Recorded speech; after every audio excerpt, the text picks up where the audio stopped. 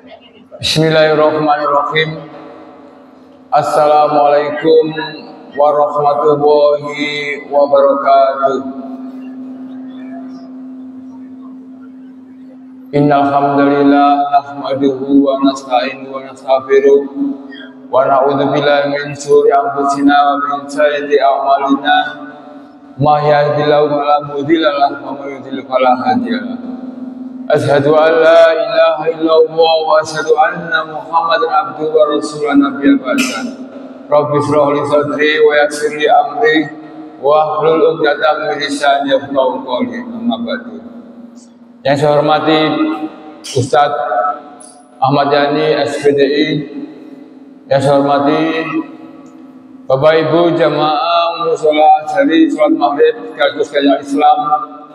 Pertama-tama mari kita panjatkan puja dan puji syukur kepada Allah Subhanahu wa taala yang diberikan rahmat, taufik serta hidayah kepada kita semua sehingga pada malam hari ini kita bisa melaksanakan kewajiban kita sebagai umat muslim, yakni menjalankan sholat maghrib sekaligus kajian Islam dengan tanpa saudara apapun. Salawat dan salam semua kerap kita curahkan dengan Nabi Muhammad Sallallahu Alaihi Wasallam. Dan ucapan Allahumma sholli ala Muhammad wa ala ali Muhammad, di mana ajarnya tetap kita pegang teguh pada sampai ini, jadi agama Islam. Mudah-mudahan dengan bacaan salat tadi bisa memberi syafaatnya nanti kita di yaumul kiamat dan bisa bertemu dengan beliau bagi Rasul di surga nanti. Amin ya rabbal alamin. Bapak Ibu jamaah mushola jadi yang dirahmati Allah. Alhamdulillah pada minggu yang kedua ini di bulan November kita bisa diberi kesempatan, diberi umur panjang, diberi kesehatan sehingga kita bisa mendengarkan tausiah yang setiap hari Sabtu malam Ahad yang dilaksanakan Mushola Jari dengan sebutan kajian salam Sabtu malam. Kemudian pada minggu yang kedua ini dibawakan oleh Ustadz Ahmad Yani. Insya Allah minggu yang ketiga akan diisi oleh Ustadz Habib Mustafa. Bapak Ibu jamaah rahimakumullah, pada malam hari ini insya Allah materinya melanjutkan pada materi yang kemarin, yaitu bagaimana sifat sholatnya Nabi Muhammad, bagaimana cara dan teladan yang kita tiru, bagaimana Nabi Muhammad sholat untuk beribadah khusus kepada Allah.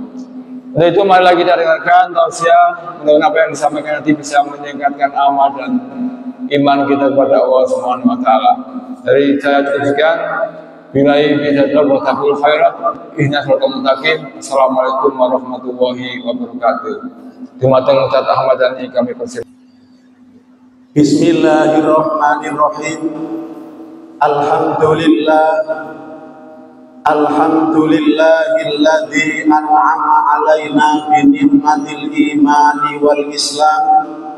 Asyhadu an la ilaha illallah wahdahu la syarikalah wa asyhadu anna Muhammadan abduhu wa rasuluh.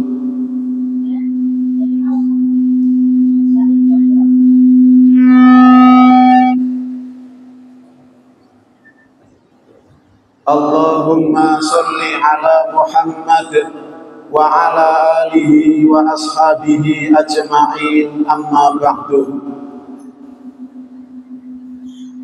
Ingkang sami-sami kita hormati dumateng Bapak Penasihat dan Bapak-bapak pengurus takmir Mushola Ashdari,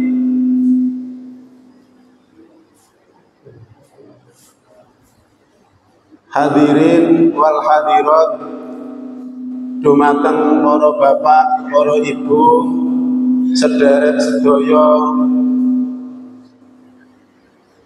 jamaah Mushola Azhari ingkang kula hormati, mugi-mugi kita sedaya selalu dirahmati lan diberkahi oleh Allah Subhanahu wa taala.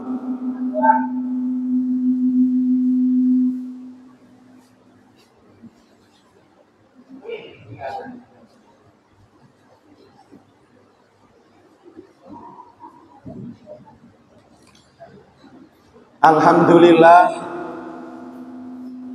Pertama-tama monggo kita tansah bersyukur dumateng ngarsanipun Allah Subhanahu wa taala atas sedaya rahmat lan nikmatipun Allah ingkang sampun dipun paringaken dhateng kula lan panjenengan sedaya. Di antawisipun inggih menika rahmat nikmat ingkang arupi kesehatan lan kesempatan, ugi rahmat nikmat Allah ingkang arupi iman lan Islam, sehingga wonten ing kesempatan menika kita sareng-sareng saged melaksanakan amalan yang mulia, amalan yang pahalanya sangat besar di sisi Allah Subhanahu wa taala, inggih menika kita melaksanakan sholat berjamaah tepat waktu sekaligus menghadiri majelis ilmu. Mugi-mugi sedaya amal ibadah lan amal kesaenan kula panjenengan sedaya niki saestu-estu dipuntrami oleh Allah Subhanahu wa taala. Amin ya rabbal alamin. Para bapak, para ibu, sederek sedaya jamaah mushola Azhari rahimakumullah. Kajian dangu menika kita tasih melanjutkan materi tentang as-sifatu sholatun nabi, sifat sholat nabi, sebuah kitab, sebuah buku yang dikarang oleh Syekh Muhammad Nasiruddin Al-Albani. Mengkaji kitab ini dengan tujuan supados kula lan panjenengan sedaya saged melaksanakan sholat itu sebagaimana sholat yang dikerjakan oleh Rasulullah Shallallahu Alaihi Wasallam. Mergi Rasulullah Shallallahu Alaihi Wasallam dawuh wonten ing setunggalipun hadis riwayat Bukhari Muslim, Sallu kama ra'aitumuni usolli. Salatlah kalian sebagaimana kalian melihat aku salat. Salato sira kabeh kaya dening sira kabeh iku ndelok aku salat. Niki perintahipun Rasulullah. Bilih kula panjenengan sedaya niki diperintah oleh Rasulullah ngelampahi salat kaya dening salat sing dilampahi oleh Nabi Muhammad sallallahu alaihi wasallam. Nah, apakah salat yang selama ini kita kerjakan itu belum sesuai dengan apa yang dilakukan oleh Nabi? Maka jawabnya insya Allah salat ingkang sampun kita lampahi niki sampun sesuai kalian salat yang dikerjakan oleh Rasulullah Sallallahu Alaihi Wasallam.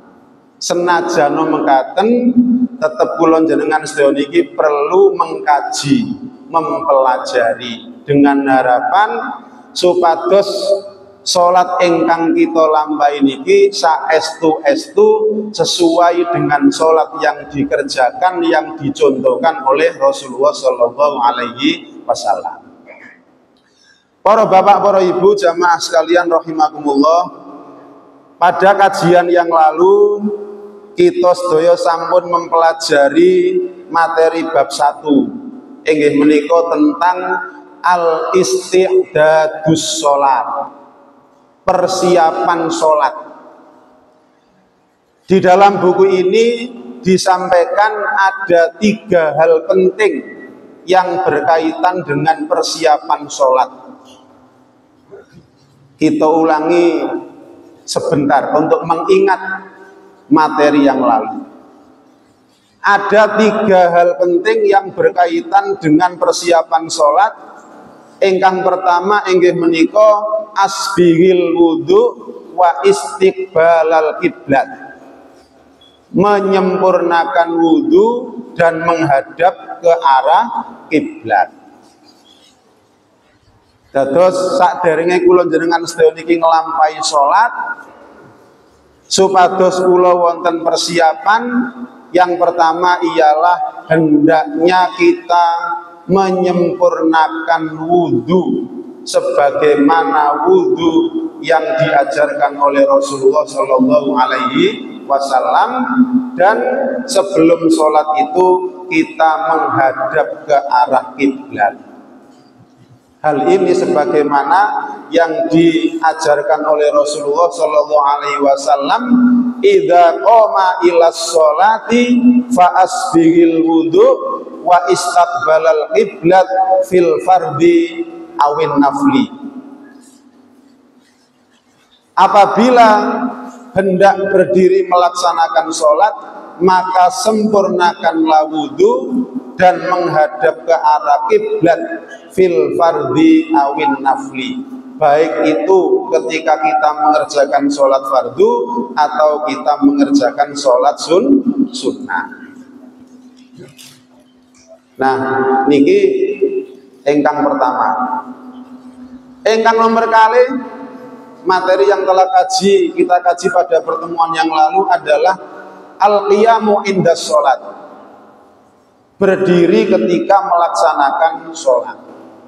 Bahwa pada hakikatnya sholat itu harus dikerjakan dengan berdiri.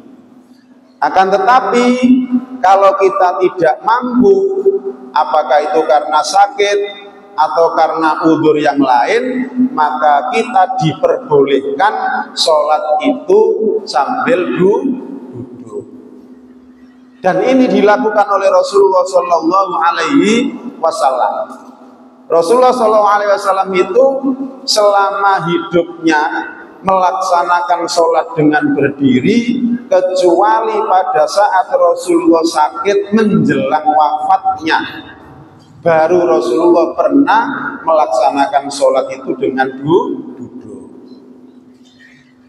Di dalam hadis riwayat Bukhari dan riwayat Abu Dawud diterangkan, ada seorang laki-laki yang bertanya kepada Rasulullah, sa'altu Rasulullah Sallallahu Alaihi Wasallam. Ada seorang laki-laki yang bertanya kepada Rasulullah, ya Rasulullah, saya sedang mengidap penyakit, bagaimana sholat saya? Saya tidak bisa sholat dengan berdiri.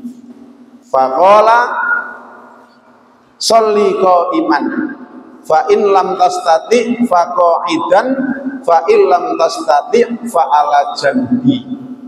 Maka Rasul menjawab, sholatlah kalian dengan berdiri. Jika kalian tidak mampu sholat dengan berdiri, maka sholatlah dengan fa qa'idan, dengan duduk.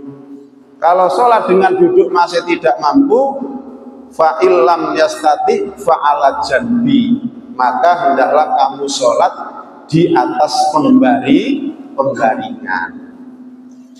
Begitu pentingnya sholat, sehingga Rasulullah SAW mengajarkan apabila kita tidak mampu sholat berdiri, hendaknya kita sholat dengan duduk. Kalau tidak mampu sholat dengan duduk, kita juga sholat dengan berbaring di atas pembaringan. Pun ngantos kula jenengan niki mboten nglampahi sholat. Persiapan sing nomor 3 dipun terangaken di dalam kitab ini ialah al-istihdamus sutra. Inggih menika keharusan memasang sutra atau pembatas. Terutama menawi kula panjenengan sedaya niki salat di tempat yang luas, salat di tempat yang lapang, sehingga kita disunahkan untuk memasang sutra. Sutra niku napa? Sutra adalah pembatas atau penghalang sebagai tempat untuk mengerjakan sholat. Dengan meletakkan sesuatu di hadapan orang yang mengerjakan sholat itu, sehingga di depan sholat kita ini tidak dilewati oleh orang-orang. Maka Rasulullah SAW mengajarkan supaya kita ini kalau sholat ada kesunahan untuk memasang sutra. Sanes menawi kula jenengan sedaya salat teng musala Azhari kados ngeten iki. Mboten usah memasang sutra. Megi napa?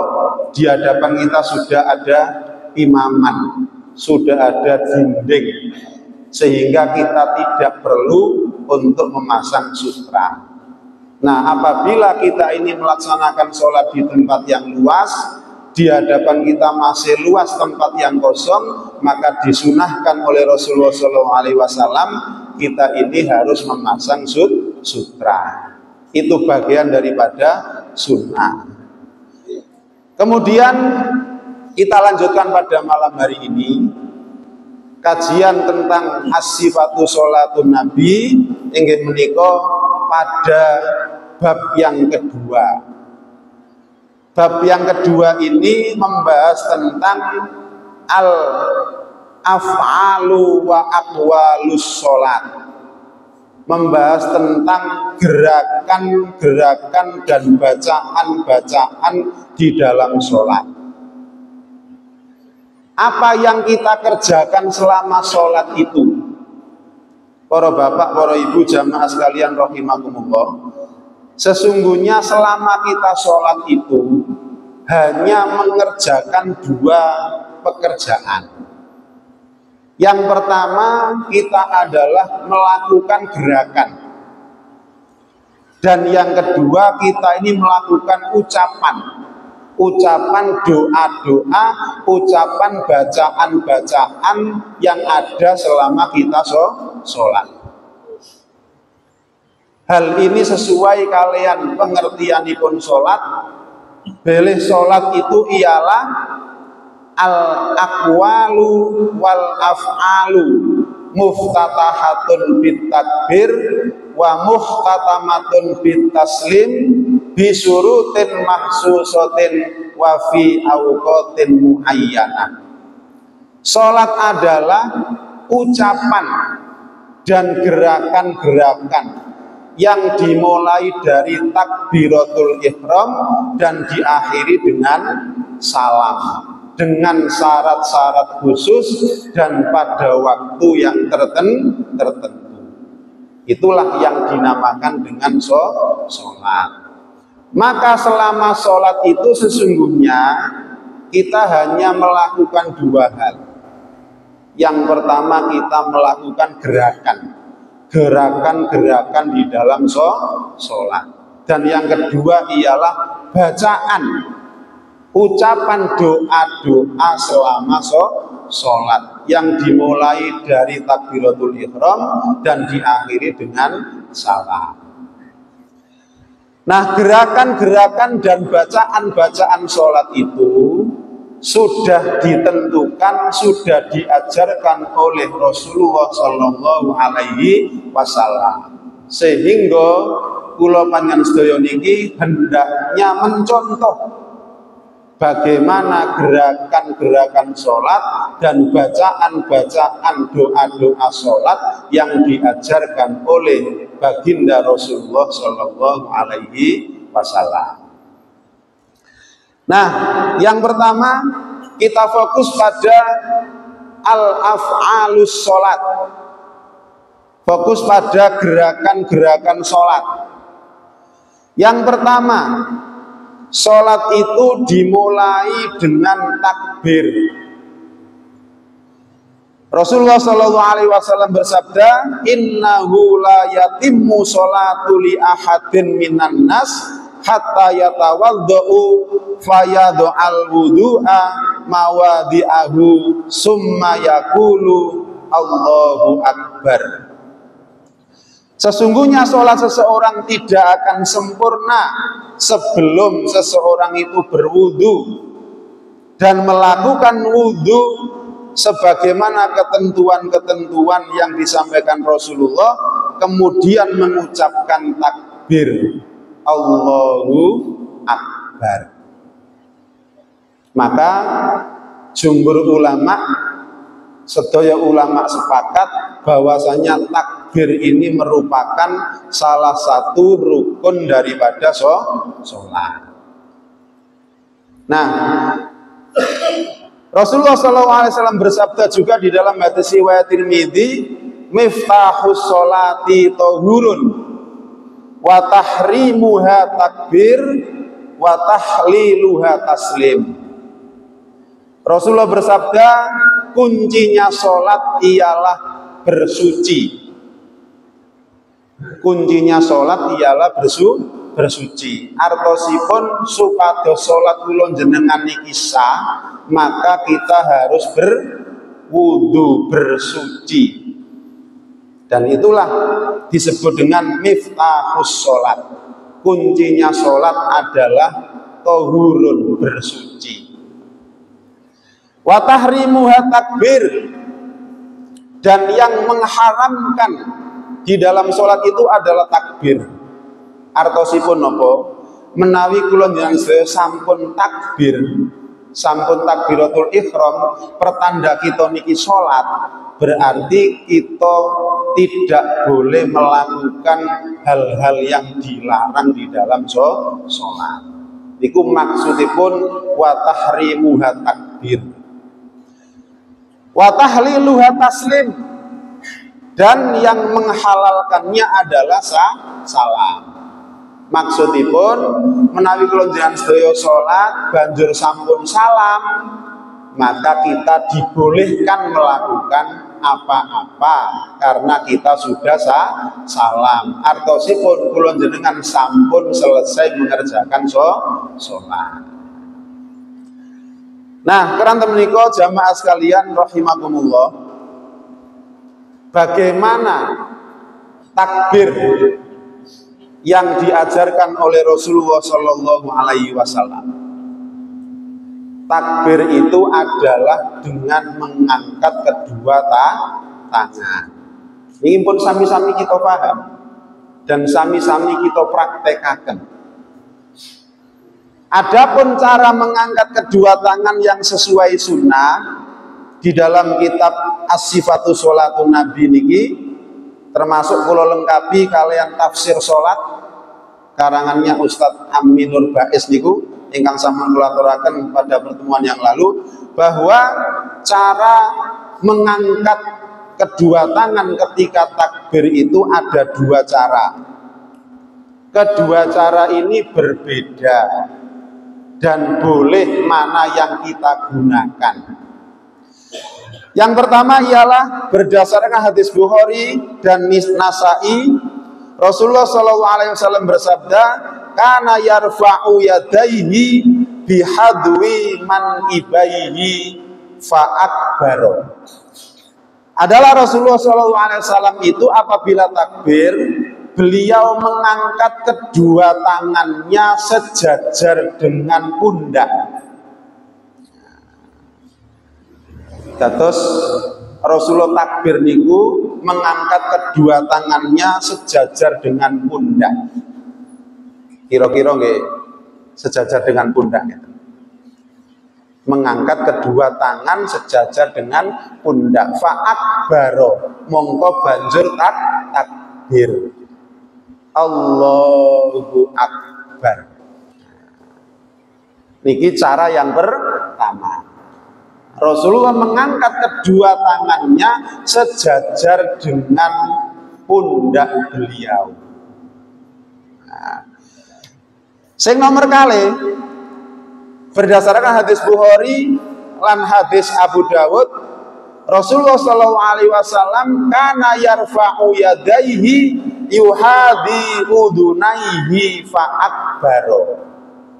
Adalah Rasulullah SAW ketika takbir itu beliau mengangkat kedua tangannya sejajar dengan kedua telinga, agak tinggi sedikit. Yang pertama wau sejajar dengan pundak. Cara yang kedua, kadang-kadang Rasulullah mengangkat kedua tangan ini sejajar dengan daun telinga. Yuhadi udunaihi fa'akbaro. Nah, kesimpulannya menawi kula njenengan sedaya mencontoh sunah Nabi ketika mengangkat tangan pada saat takbir, maka dua cara itu, mengangkat kedua tangan sejajar dengan kedua pundak atau mengangkat kedua tangan sejajar dengan daun telinga. Yang lain tidak ada dasar hukumnya. Kadang-kadang ada yang angkat tangan agak tinggi. Nah, enten nggih? Yang penting nggak sampai. Nah, itu juga enggak sesuai. Ada yang kurang, kadang-kadang ada Allahu Akbar. Enten apa boten? Nah, sejajar apa ini?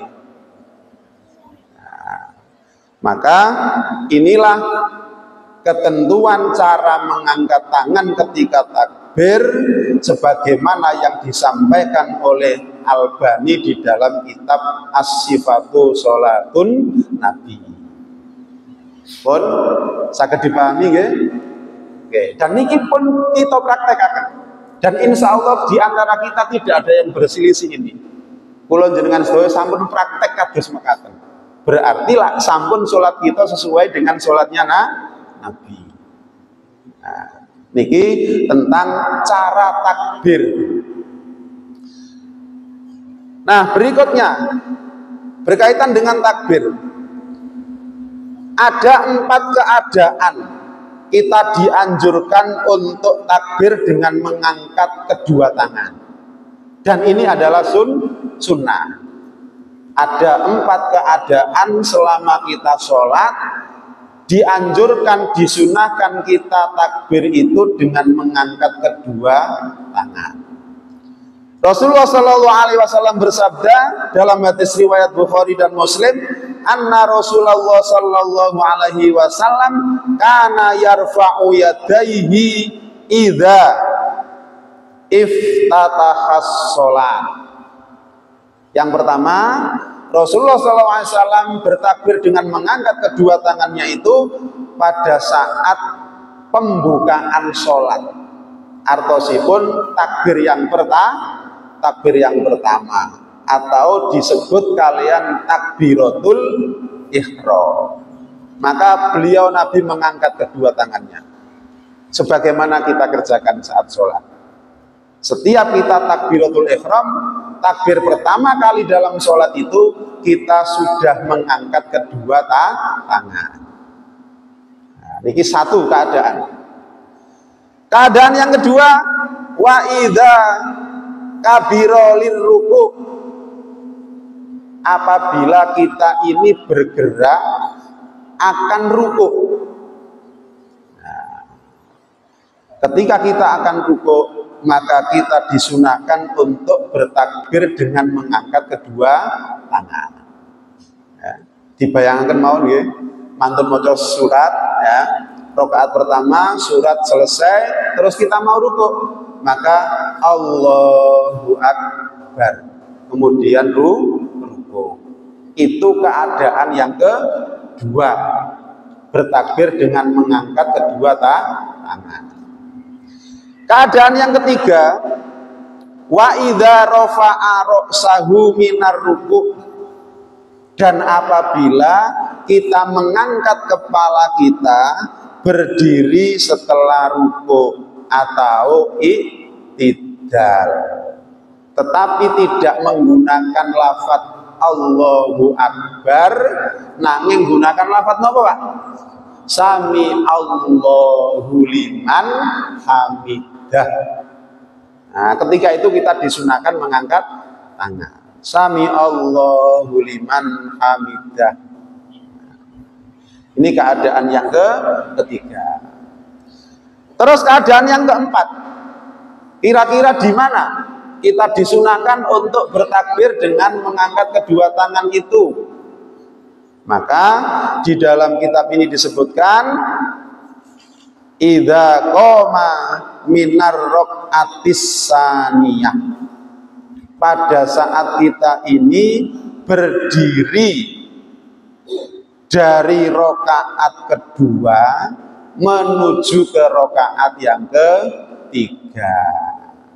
Contohnya kados sholat maghrib, kalau mau sholat maghrib 2 rakaat, setelah itu kan duduk tasyahud, tasyahud awal. Nah, selesai innaka hamidum majid, terus kita berdiri menuju rakaat yang ketiga.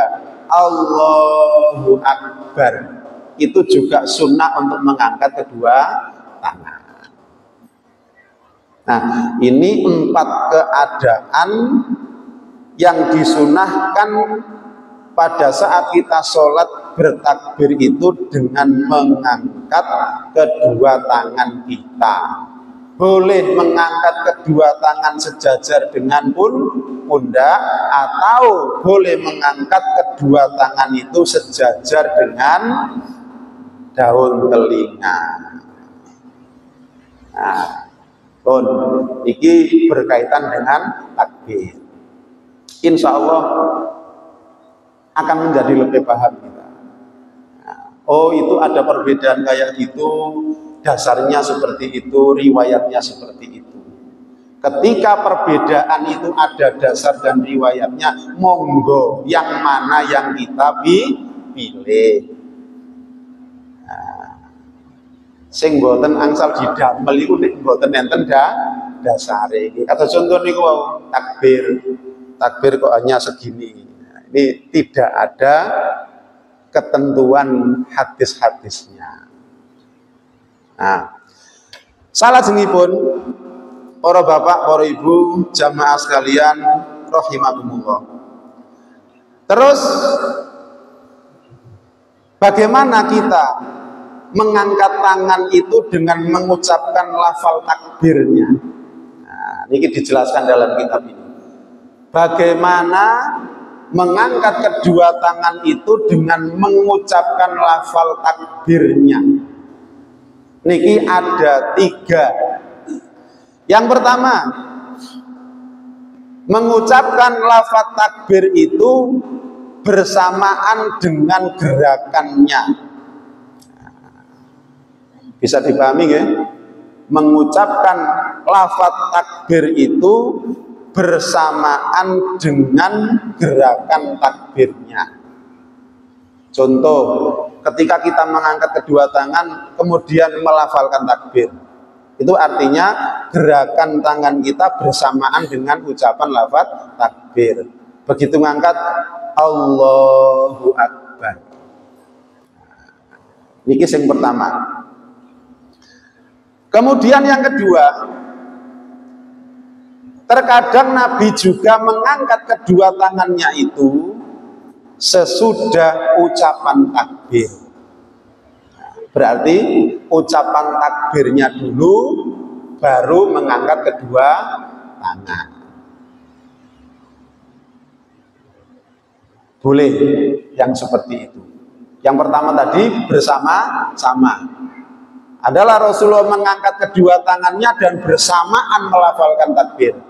Kemudian yang kedua, Rasulullah itu terkadang mengangkat kedua tangannya sesudah ucapan takbir. Ucapannya dulu Allahu Akbar, baru kemudian mengangkat kedua tangan.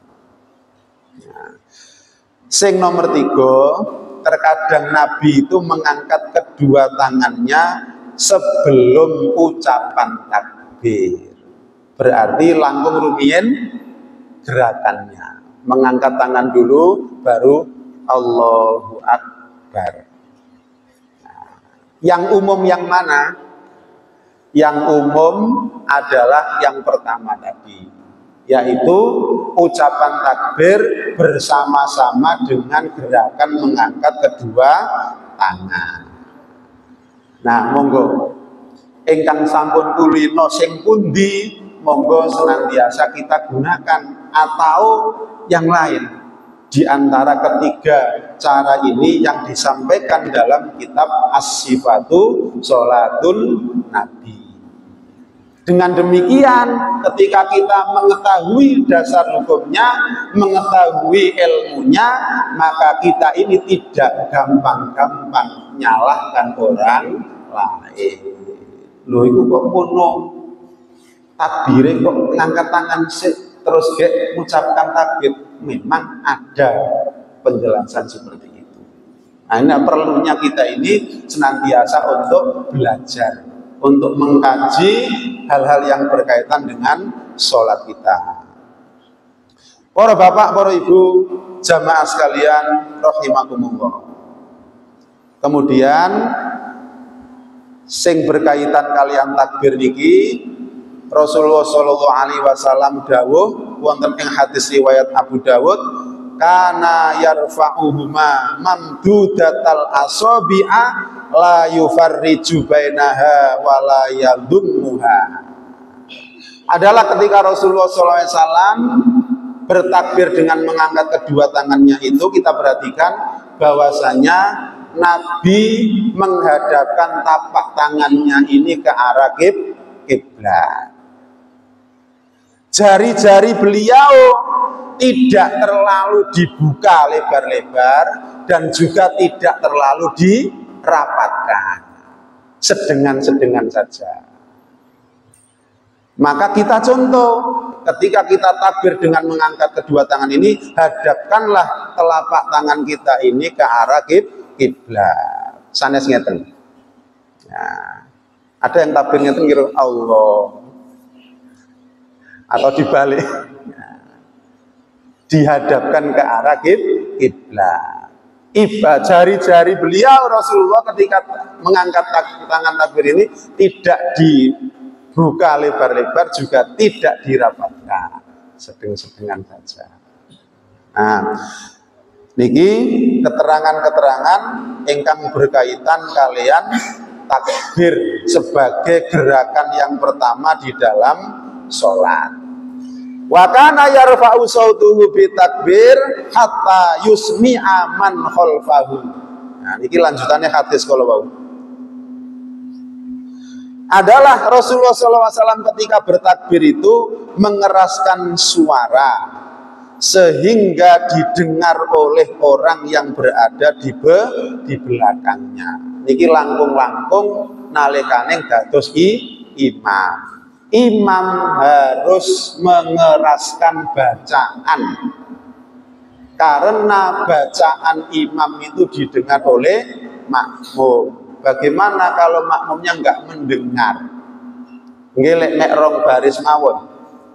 Nah nek salate beberapa baris, masjid musolanya besar, mulane sakniki didukung dengan pengeras suara. Melafalkan takbir itu dengan suara yang keras, sebagaimana Rasulullah ini beliau melafalkan ucapan takbir dengan keras sehingga didengar oleh orang-orang yang ada di belakangnya. Idza qamal imam Allahu akbar faqulu Allahu akbar. Makmumnya mboten perlu keras-keras, tetap melafalkan ucapan takbir sekedar didengar oleh telinganya sendiri. Nah,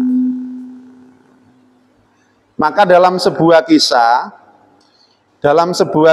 ini Rasulullah niku nate mungkin dalam keadaan badannya kurang fit ngoten nggih, sehingga Rasulullah ini melafalkan takbirnya itu tidak begitu keras. Akhirnya Abu Bakar yang ada di belakang Rasulullah itu membantu mengeraskan bacaan takbirnya Rasulullah. Berarti Nabi juga melafalkan takbir, Abu Bakar juga melafalkan takbir. Tujuannya Abu Bakar lebih keras supaya didengar oleh orang-orang yang ada di belakangnya. Lan niku angsal. Mulane sakniki menawi kula jenengan saya menyaksikan sholat di Masjid Nabawi, sholat di Masjidil Haram, niku kan ada dua suara, tapi tetap satu imam. Nah, tidak boleh sholat dengan dua imam. Nah, itu adalah bagian daripada hal-hal yang berkaitan dengan takbir selama kita melaksanakan sholat.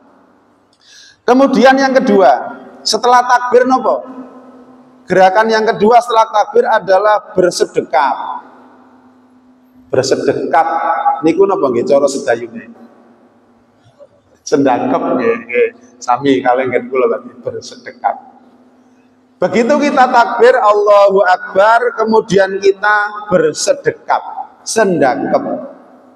Bagaimana sedekap yang diajarkan oleh Rasulullah ada beberapa dalil atau hadis tentang ini.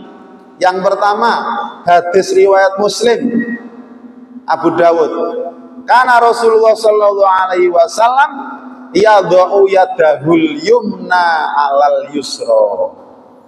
Adalah Rasulullah SAW kalau bersedekap itu ialah beliau meletakkan tangan kanannya di atas tangan kirinya. Lampun sampun ngoten nggih gitu. Sampun. Biyen mula kita sholat nggih ngoten. Tapi di zaman Nabi itu ada orang yang sholat keliru. Diterangkan dalam riwayat itu. Nabi menyaksikan ada seorang laki-laki yang sholat ketika bersedekap. Orang laki-laki itu meletakkan tangan kirinya di atas tangan kanannya. Maka langsung Nabi menegur. Nabi menegur, mengingatkan itu salah. Yang benar sedekap itu ialah yad'u yadahul yumna alal yusra. Meletakkan tangan kanannya di atas tangan kiri. Shalla bina Rasulullah sallallahu alaihi wasallam wa wada'a yadahul yumna ala yadihil yusra. Ini persaksian sahabat yang namanya Wa'il bin Hujr. Beliau mengatakan, aku sholat di belakang Rasulullah Shallallahu Alaihi Wasallam dan beliau meletakkan tangan kanannya di atas tangan kiri. Nah, ini pun sami-sami kita mengertosi. Nah, ini wau berkaitan dengan kekeliruan orang yang sholat. Diterangkan dalam hadis ini, marro birojulin wa huwa yusolli wa qad wada'a yadahul yusra alal yumna. Kebalik. Rasul menyaksikan ada seorang laki-laki yang sholat sendakep, banjur sendakepnya tangan kirinya diletakkan di atas tangan kanannya. Maka Nabi mengatakan, fantaza'ah Nabi wa wadu'al yumna alal yusra. Langsung ditepakkan oleh Kanjeng Nabi. Tapi tidak sampai membatalkan sholatnya, langsung dibenarkan oleh Kanjeng Nabi. Dileh tangan kiri yang di atas itu kemudian dibenarkan ditaruh di bawah tangan kanan. Niki termasuk keterangan-keterangan ingkang kula rangkum di dalam buku As-Sifatu Sholatun Nabi. Nah, bagaimana cara bersedekap? Nah, ini banyak perbedaan. Ada dua cara bersedekap. Ketika ada perbedaan dan keduanya ada keterangan dalil-dalil nas yang sahih, maka kita boleh untuk menggunakannya, mengamalkannya. Cara yang pertama, bersedekap itu ialah tangan kanan diletakkan di atas tangan kiri tanpa digenggam, ditempelkan saja. Nah, ini cara yang pertama. Dan sesuai dengan keterangan yang ada dalam hadis riwayat Nasa'i di Ibnu Hibban. Karena Rasulullah Shallallahu Alaihi Wasallam wada'a yadaul yumna ala kafil yusra waruzgi wasaidi. Beliau hanya menempelkan saja, tidak menggenggam. Nah, kemudian ada cara yang kedua. Cara yang pertama tadi kemudian disertai dengan menggenggam. Nah, dengan menggenggam begini, digegem, dipegang. Yang pertama ditempelkan saja, yang kedua digenggam. Di mana menempelkannya itu? Kata Rasulullah Shallallahu Alaihi Wasallam, yang pertama kita boleh meletakkan tangan ketika bersedekap itu di atas bahu tangan ini. Satu. Yang kedua, firrusgoin, sampai di pergelangan. Yang ketiga, sampai kemudian di bagian ini, apa namanya ini? Lengan. Nah, di lengan. Ada tiga cara bersedekap. Satu, ditaruh di punggung tangan. Yang kedua, sampai di pergelangan. Dan yang ketiga, sampai di lengan. Lebih dari itu tidak ada. Contoh Allahu Akbar. Begini. Salah atau bener nih? Salah. Tapi kadang-kadang enten apa mboten? Ada. Tidak ada keterangan. Hanya satu di atas punggung tangan, yang kedua pergelangan, yang ketiga di napa niku? Napa? Bon. Mana yang biasa kita pakai? Ini adalah sunnah-sunnah Nabi dalam hal bersedekap ketika pada waktu sholat. Para bapak, para ibu, jamaah sekalian rahimakumullah, kok pun sampun terdengar bel tanda masuknya waktu Isya, maka sampai disuni dulu kajian kita pada pagi ini. Qolilan fa qolilan. Belajar kita, ngaji kita sedikit demi sedikit, sing penting kita sami-sami paham. Apa gunane ngajine suwe berjam-jam tapi gak ono sing dipahami. Nggih monggo sampai mriki rumiyin tentang gerakan bersedekap di dalam sholat sebagaimana sunnah Rasulullah Sallallahu Alaihi Wasallam. Mugi-mugi kita saged ngelampahi sholat sebagaimana Rasulullah melaksanakan sholat. Akhirul kalam, billahi taufiq wal hidayah. Wassalamualaikum warahmatullahi wabarakatuh.